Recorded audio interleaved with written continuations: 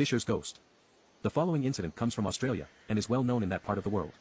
It is usually known as Fischers Ghost. A number of years ago, a free settler, named John Fisher, who had long successfully cultivated a grant of land in a remote district, and who was known to be possessed of a considerable sum of money, had been missing for some time after having visited the nearest market town, whither he had been in the habit of repairing with cattle and produce for sale.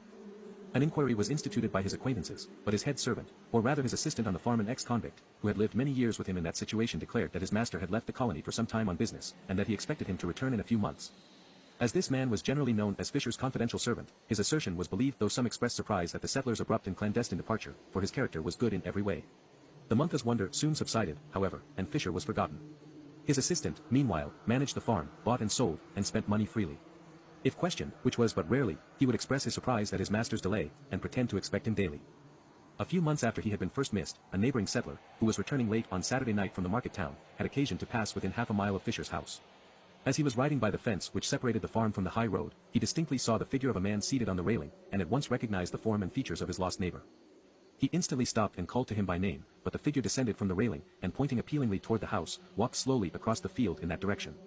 The settler, having lost sight of him in the gloom, proceeded on his journey, and informed his family and neighbors that he had seen Fisher and spoken to him.